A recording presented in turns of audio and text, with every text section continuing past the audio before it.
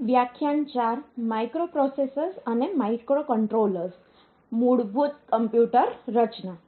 આગળ આપણે મૂળભૂત કમ્પ્યુટર રચનાના ભાગ સાથે શરૂઆત કરીશું તેથી તમામ માઇક્રોપ્રોસેસર્સ અને માઇક્રોકન્ટ્રોલર જેની ચર્ચા કરવામાં આવશે તે આ કોઈપણ કમ્પ્યુટર સિસ્ટમનો ભાગ હશે તેથી આપણે બહારથી લઈને મુખ્ય ઘટક સ્તરે કમ્પ્યુટર સિસ્ટમમાં જોવાની શરૂઆત કરીશું અને પછી ધીમે ધીમે અંદર જોઈશું અને આ પ્રોસેસરો કેવી રીતે ગોઠવાય છે તે કેવી રીતે ડિઝાઇન કરવામાં આવે છે અને તેનો ઉપયોગ કેવી રીતે થાય છે તે વિશે વાત કરીશું કોઈપણ કમ્પ્યુટર સિસ્ટમમાં તમે સેન્ટ્રલ પ્રોસેસિંગ યુનિટ અથવા CPU જેવા કેટલાક ઘટકો શોધી શકો છો બે અન્ય મુખ્ય ઘટકો જે CPU સિવાયના છે તેમાં એક ઘટક મેમરી છે અને બીજું ઘટક જે આપણી પાસે છે તે પેરિફેરલ્સ છે મેમરીનો ઉપયોગ ખરેખર પ્રોગ્રામને સ્ટોર કરવા માટે થાય છે જેને પ્રોસેસર ચલાવે છે અને પેરિફેરલ્સનો ઉપયોગ સિસ્ટમમાંથી ઇનપુટ આપવા અથવા આઉટપુટ લેવા માટે થાય છે વપરાશકર્તા આ પેરિફેરલ્સ દ્વારા ક્રિયાપ્રતિક્રિયા આપે છે પ્રોસેસર જે પ્રોગ્રામ ચલાવે છે તે મેમરીમાં સંગ્રહિત થાય છે અને પ્રોસેસર વાસ્તવમાં સેન્ટ્રલ પ્રોસેસિંગ યુનિટ અથવા CPU હોય છે જેના વિશે આપણે વાત કરી છે હવે CPU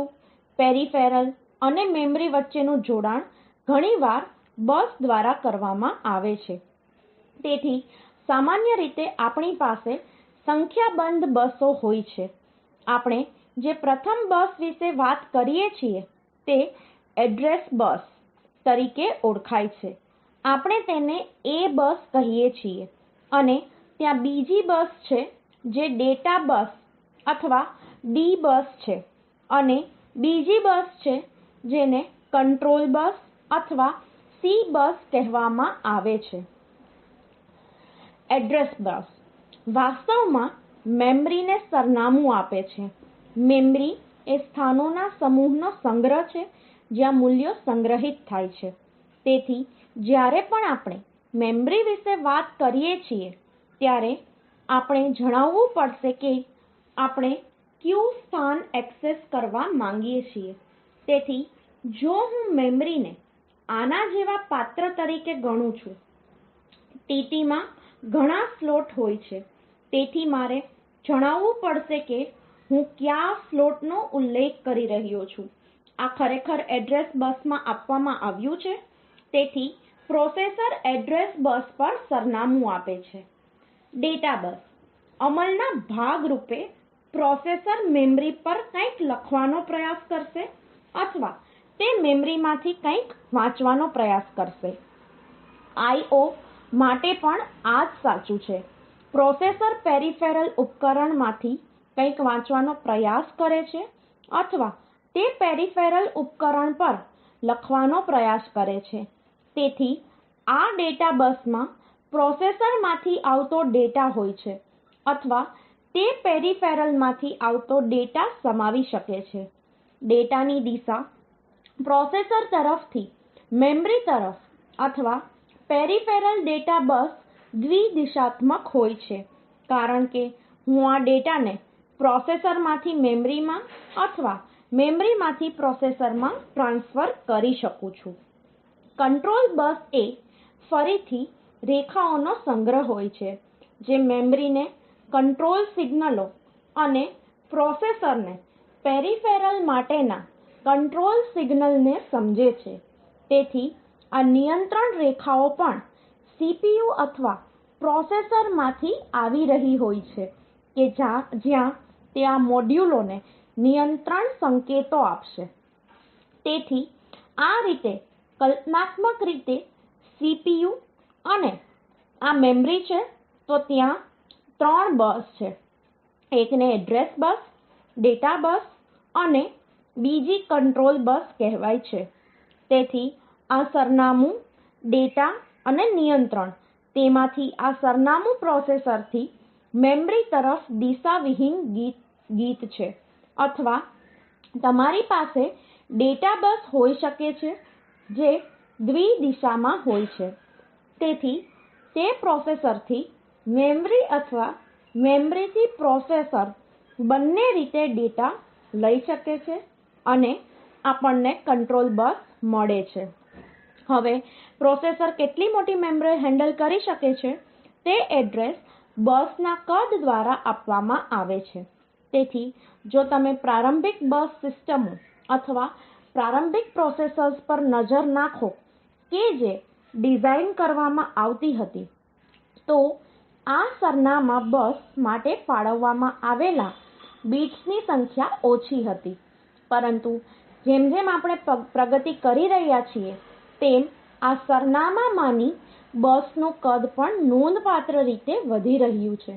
અને હવે 64 બીટ એડ્રેસ બસ અથવા તેનાથી પણ વધુ હોવું સામાન્ય છે। પ્રશ્ન એ છે કે જો મને આ k બીટ એડ્રેસ બસ મળી હોય તો k બીટ એડ્રેસ બસનો ઉપયોગ કરીને હું 2 ની k ઘાત મેમરી સ્થાનો વચ્ચે તફાવત કરી શકું છું। માત્ર k બીટ એડ્રેસને હેન્ડલ કરવા માટે પ્રોસેસરની ક્ષમતા હોવી એ મેમરીનું કદ આટલું છે એ કહેવા માટે પૂરતું નથી, કારણ કે આ મેમરી જે આપણે સિસ્ટમમાં મૂકી રહ્યા છીએ તેમાં 2 પાવર k સ્થાનો છે અને તમે સમજી શકો છો કે જો k બરાબર 64 હોય તો આ 2 પાવર 64 એક વિશાળ સંખ્યા હોય છે। સિસ્ટમમાં આટલી ભૌતિક મેમરી હોવી ખૂબ જ મુશ્કેલ છે, તેથી જો તમે લો એન્ડ સિસ્ટમ વિશે વિચારી રહ્યા હોય તો તેમાં એટલી મેમરી નહીં હોય,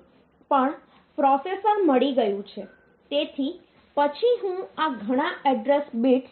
ઇન્ટરફેસિંગ કેવી રીતે કરી શકું? જેમ કે હું એવી મેમરીને કેવી રીતે કનેક્ટ કરી શકું કે જેમાં ઓછા સ્થાનો ધરાવતા પ્રોસેસર સાથે વધુ સંખ્યામાં એડ્રેસ રેખાઓ હોય? આ વિષયોના સમૂહ દ્વારા કરવામાં આવે છે જે મેમરી ઇન્ટરફેસિંગ સમસ્યા તરીકે ઓળખાય છે। તેથી આપણે એક ઉદાહરણથી શરૂઆત કરીશું। ધારો કે મારી પાસે પ્રોસેસર છે જ્યાં એડ્રેસ બસ 16 બીટ છે, તેથી તે 2 પાવર 16 સ્થાનો માટે જઈ શકે છે જે 64 k સ્થાનો છે અને પ્રોસેસરમાંથી ડેટા બસ 8 બીટ છે, તેથી તે ત્યાંથી 8 બીટ ડેટાની અપેક્ષા રાખે છે, પરંતુ આપણી પાસે જે મેમરી ચિપ્સ છે તે 2k ગુણ્યા 4 કદની છે। મારો કહેવાનો અર્થ એ છે કે જો તમે કોઈ ચોક્કસ મેમરી ચિપમાં જુઓ તો આ 1 છે, તેથી તેને તેમાં 2k સ્થાનો મળ્યા છે, એટલે કે 2 ગુણ્યા 1024 બરાબર 2048 અને પૃથક સ્થાનો જેમાં 4 બિટ્સનો સમાવેશ થાય છે। એક વાત સ્પષ્ટ છે કે જો મારે 8 બીટની ડેટા બસ લેવી હોય તો મારે સમાંતર મોડ્યુલની જરૂર હોય છે। 8 બીટ ડેટા આપવા માટે સિંગલ મોડ્યુલ પૂરતું નથી હોતું, એટલે કે એક બાજુએ મેં બહુવિધ 4 બીટ ચિપ્સનો ઉપયોગ કરીને સમસ્યા હલ કરી છે, પરંતુ બીજી બાજુનું શું? એટલે કે મને આ 64k એડ્રેસ સ્થાનો CPU દ્વારા એડ્રેસ કરવા યોગ્ય છે, પરંતુ મારી મેમરી કદાચ એટલી ન હોય। ધારો કે મને ચિપ્સની ઓછી સંખ્યા મળી છે, ધારો કે મારી પાસે માત્ર 8 આવી મેમરી ચિપ્સ ઉપલબ્ધ છે, તેથી મને 16k સ્થાન મળ્યા છે અને દરેક 4 બીટના છે, એટલે કે બાઈટના સંદર્ભમાં આપણે કહી શકીએ કે તે 8 કિલો બાઈટ મેમરી છે જે હું સિસ્ટમ સાથે ઇન્ટરફેસ કરવાનો પ્રયાસ કરી રહ્યો છું, પણ CPU પાસે 64 કિલોબાઈટ સંબોધવાની ક્ષમતા છે, પરંતુ મારી સિસ્ટમ કે જે હું વિકસાવી રહ્યો છું તેથી તેમાં માત્ર 8 કિલોબાઈટ મેમરી હશે, તેને વધુ મેમરીની જરૂર નથી, તેથી હું 8 કિલોબાઈટ મેમરીથી પૂરતો સંતુષ્ટ થઈશ કારણ કે વધુ મેમરી મૂકવાનો અર્થ એ છે કે સિસ્ટમની કિંમત વધારે હશે તેથી હું તે ઈચ્છતો નથી હવે આ ઇન્ટરફેસિંગ કેવી રીતે કરવું તો આપણી પાસે જે છે તેમાં જો આપણે આને CPU તરીકે લઈએ તો CPU માંથી આપણને એડ્રેસ અને ડેટા બસો મળી છે હવે મને 4 બીટ મેમરી ચિપ્સ મળી છે આ 2k4 બીટ ચિપ્સ છે હું આ રીતે તમામ 8 ચિપ્સ લઉં છું હવે આ મેમરી 2k છે અને આપણને કેટલી એડ્રેસ લાઇનની જરૂર છે 2k માટે મને 11 બીટ એડ્રેસની જરૂર છે કારણ કે 2 ની 11 ઘાત એ 2048 છે તેથી આ પૃથક મેમરી ચિપ્સને એડ્રેસ લાઇન્સ મળી છે જે 11 બીટ છે તેથી મને CPU થી જો હું કહું કે મને A0 થી A10 એડ્રેસ લાઇન મળી છે તો આ એડ્રેસ રેખાઓ A0 થી A10 તમામ ચિપ્સ સાથે જોડાયેલ છે સારું તેથી તે જ રીતે આગળની હરોળમાં પણ જાય છે અને તે બધી એડ્રેસ રેખાઓ સાથે જોડાયેલ છે A0 થી A10 ની કિંમત આ દરેક ચિપ્સમાં અમુક સ્થાન પસંદ કરશે અને ડેટા બસ ભાગ માટે મને 2 ભાગ મળ્યા છે D0 થી D3 અને અન્ય પક્ષો D4 થી D7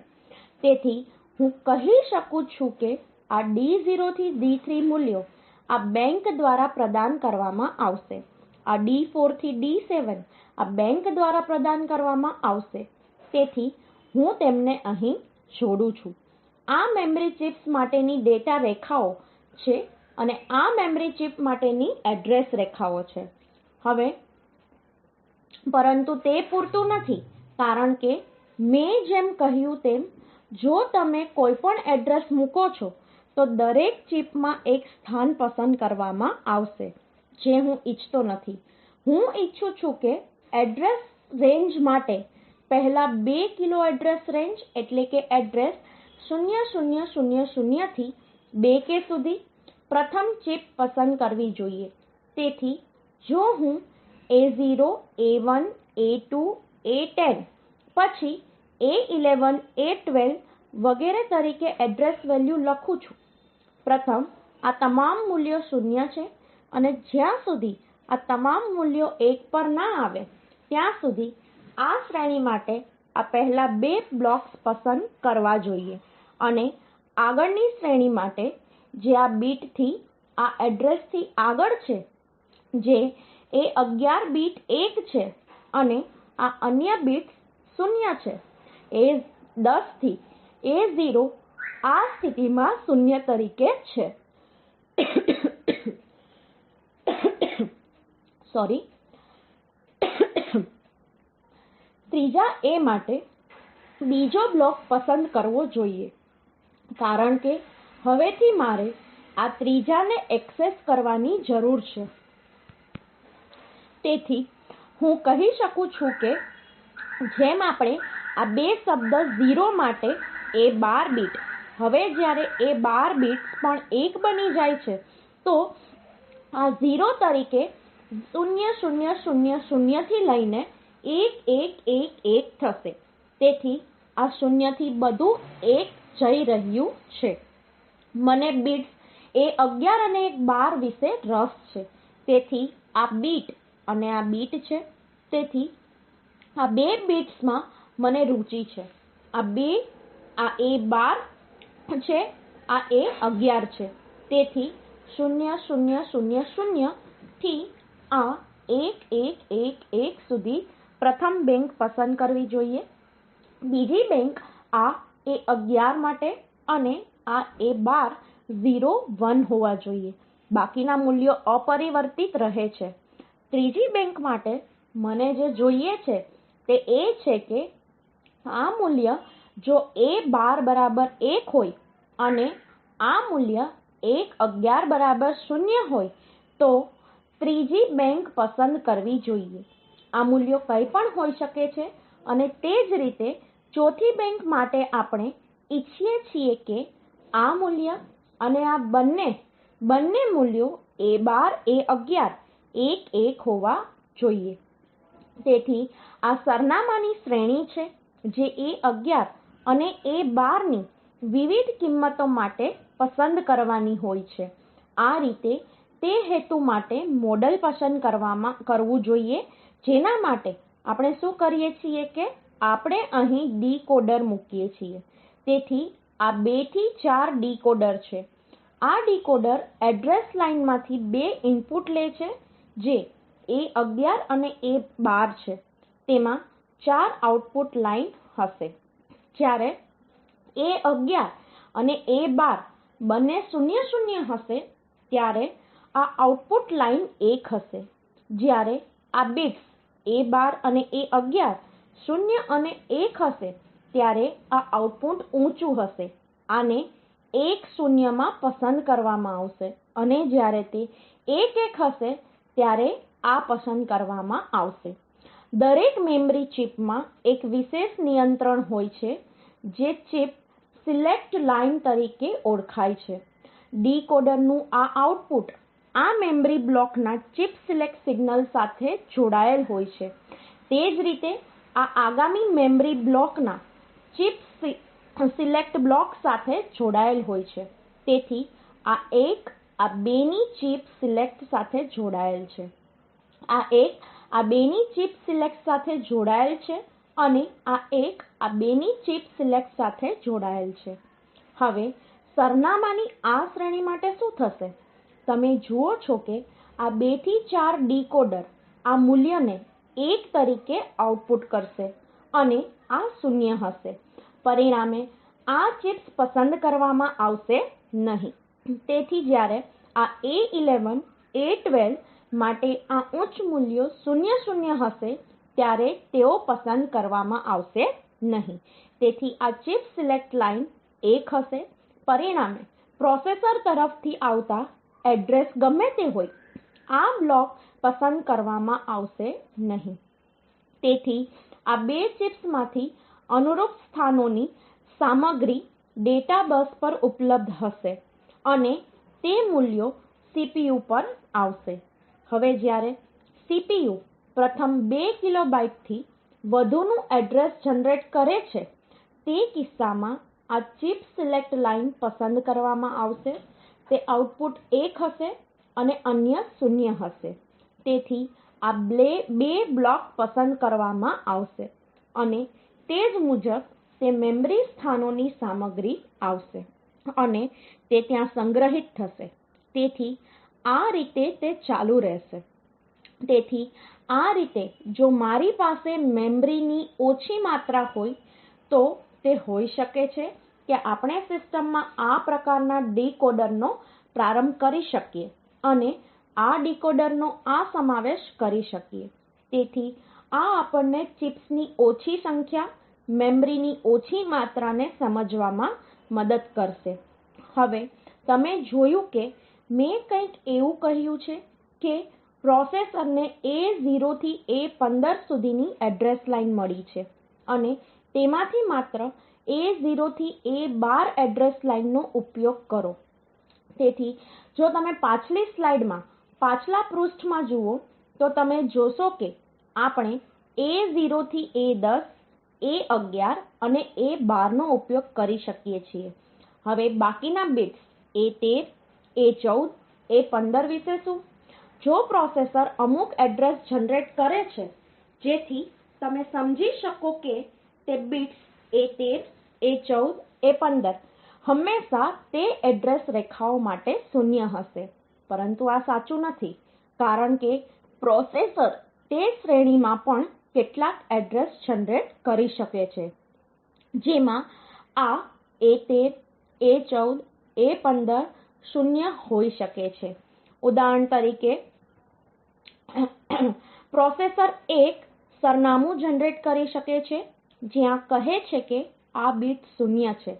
આ બીટ 0 છે પરંતુ આ બીટ 1 છે અને આ બીટ બધા 0 છે આ બીટ બધા 0 છે તો આ એડ્રેસ છે તો આ એડ્રેસ અગાઉના ડાયાગ્રામમાં શાની સાથે મેપ થશે જો તમે આ A11 A12 જોશો તો તેઓ 0 0 છે અને આ બિટ્સ બધા 0 છે. તેથી મૂળભૂત રીતે આ ડાયાગ્રામમાં તે આ પ્રથમ 2 બ્લોકના આ પ્રથમ બ્લોક સાથે મેપ થશે અને તે બ્લોકના પ્રથમ સ્થાન સાથે મેપ થશે કારણ કે તે બધા 0 છે. તેથી 0 0 A 1 1 તે 0 હશે. તેથી આ પસંદ કરેલી રેખા ઊંચી હશે. તેથી આ 2 ચિપ્સ પસંદ કરવામાં આવશે અને A0 થી A10 બધું 0 છે. તેથી આ 2 ચિપ્સનું પ્રથમ સ્થાન આઉટપુટ ઉત્પન્ન કરશે અને તે ડેટા બસ લાઇન પર ઉપલબ્ધ થશે. જો આ બીટ 1 હોય તો ખરેખર તે એ જ મેમરી છે કે જ્યારે આ બીટ 0 હોય તેની સરખામણીમાં એ જ મેમરી એક્સેસ થઈ રહી છે. તેવી જ રીતે જ્યારે પણ આ A11 A12 00 હોય તો આ 3 બિટ્સના મૂલ્યો જે પણ હશે તેથી તેની પાસે એ જ મેમરી ચિપ્સનો મેપ હશે. તેવી જ રીતે જો આ A11 11 A12 આ 2 મૂલ્ય 0 1 બને તો આ 3 બિટ્સની કિંમતો ગમે તે હોય તે આપણને મળેલા બીજા મેમરી બ્લોકનો મેપ મેળવશે. તેથી આ ચોક્કસ ઘટનાને મેમરી ફોલ્ડિંગ તરીકે ઓળખવામાં આવે છે. તે જ સમાન મેમરી સ્થાનને એક કરતાં વધુ એડ્રેસ દ્વારા એક્સેસ કરવામાં આવે છે. તેથી હું કહી શકું છું કે આ સ્થાન આ 0 0 0 0 બધા 0 છે. તેથી આ સ્થાન કેટલા એડ્રેસો દ્વારા એક્સેસ કરવામાં આવે છે. તેથી તે એકવાર અહીં એકવાર અહીં એકવાર અહીં એક્સેસ થાય છે. તેથી દરેક વખતે તે એકવાર એક્સેસ કરવામાં આવે છે અને ત્યાં આવી કેટલી શક્યતાઓ છે. તેથી કારણ કે ત્યાં 3 બિટ્સ છે તેથી 3 બિટ્સ સાથે મારી પાસે 8 જુદા જુદા કિસ્સા હોઈ શકે છે. તેથી ત્યાં 8 ફોલ્ડ ફોલ્ડિંગ છે. તેથી હું કહી શકું છું કે આ ચોક્કસ ડિઝાઇનમાં એક 8 ફોલ્ડ ફોલ્ડિંગ છે બરાબર. તેથી આ ડિઝાઇન જે આપણી પાસે છે તે આપણને એક 8 ફોલ્ડ ફોલ્ડિંગ આપે છે કારણ કે એવું લાગે છે કે 8 વખત એક જ મેમરી લોકેશન એક્સેસ કરવામાં આવશે અને તે એકદમ સ્વાભાવિક છે અને તમે પૃથક મેમરી ચિપ જોશો. તેથી તેઓ 2 કિલો છે અને જો તમે તેને 8 વડે ગુણાકાર કરશો તો તમને 16 કિલો મળશે. અને મેં કહ્યું તેમ CPU 16 bit address bus generate કરી રહ્યું છે. તેથી તે 16 કિલો એડ્રેસ સ્પેસ છે જે CPU 16K address space generate કરે છે અને તેમાંથી આ વ્યક્તિગત ચિપ 2K કદની છે. તેથી આ કુલ 16K ને આવરી લે છે. તેથી આ ખ્યાલ મેમરી ફોલ્ડિંગ તરીકે ઓળખાય છે. તેથી તે સારું છે કારણ કે પ્રોગ્રામર કેટલીક મોટી મેમરી સ્પેસનો ઉપયોગ કરે છે અથવા મોટું એડ્રેસ નથી કે જે તે જ સમયે મેં આપેલ ભૌતિક મેમરી કદની બહાર છે તે વિશે ચિંતિત નથી. તે જ સમયે તે ખરાબ છે કારણ કે પ્રોસેસર દ્વારા 2 અલગ અલગ મેમરી એડ્રેસ જનરેટ થાય છે. તેઓ સમાન એડ્રેસ પર મેપ કરવામાં આવે છે. તેથી તે જ મેમરી સ્થાન 2 અલગ અલગ નિવેદનો દ્વારા અલગ અલગ ફેશનમાં સંશોધિત થઈ શકે છે. પરિણામે પ્રોગ્રામર મૂંઝવણમાં પડી શકે છે. તો શું આપણે આ ફોલ્ડિંગને રોકી શકીએ? ચોક્કસપણે આપણે તેને રોકી શકીએ છીએ. તેથી આપણે આ ડીકોડરને તેને રોકવા માટે કહીએ છીએ. તો આપણે આ ત્રણેય બિટ્સ જે જોઈએ છે તે A13 A14 A15 છે અને તે બધા 0 હોવા જોઈએ તો જ આપણે આ વસ્તુનો ઉપયોગ કરીશું. તેથી જો તે 0 થી વધુ હોય અને જો આ બધા બિટ્સ 0 ના હોય તો આપણે કહી શકીએ કે એડ્રેસની ભૂલ છે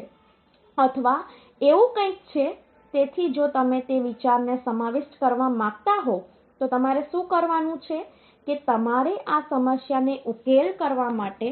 તમારે ફક્ત થોડી વધારાની સર્કિટરી લેવી પડશે. તેથી આપણે શું કરીએ છીએ કે આપણે એક NOR ગેટ લઈએ છીએ અને આપણે આ A13 A14 A15 બધાને અહીં મૂકીએ છીએ તેથી તેમને NOR ગેટમાં મૂકો અને જ્યારે બધા બિટ્સ 0 હશે ત્યારે આ NOR ગેટનું આઉટપુટ 1 હશે તેથી આ આપણે આ ડીકોડરની આઉટપુટ સક્ષમ લાઇન તરીકે આપી શકીએ છીએ તેથી સામાન્ય રીતે આ ડીકોડર્સને આઉટપુટ સક્ષમ લાઇન મળે છે જેથી કરીને જો આ આઉટપુટ સક્ષમ 1 હોય તો માત્ર આ A11 A12 ના આધારે આ ડીકોડર આમાંથી એક મૂલ્યને 1 પર સેટ કરશે અને જો આઉટપુટ સક્ષમ તે કિસ્સામાં 0 હોય તો તે ત્રિસ્થિતિમાં હશે તેથી આ તમામ આઉટપુટ ત્રિસ્થિતિમાં હશે તેથી આ ડીકોડર કોઈપણ ચિપ સિલેક્ટ લાઈનો જનરેટ કરી શકશે નહીં તેથી આ બધી રેખાઓ તરતી સ્થિતિમાં હશે અને તેથી કોઈપણ ચિપ્સ પસંદ કરવામાં આવશે નહીં તેથી આ વધારાની સર્કિટરી રજૂ કરીને આપણે મેમરી ફોલ્ડિંગને હલ કરી શકીએ છીએ તેથી આપણને તે ગમે છે કે નહીં તે આપણે જે સિસ્ટમ પર વિચાર કરી રહ્યા છીએ તેના પર નિર્ભર હોય છે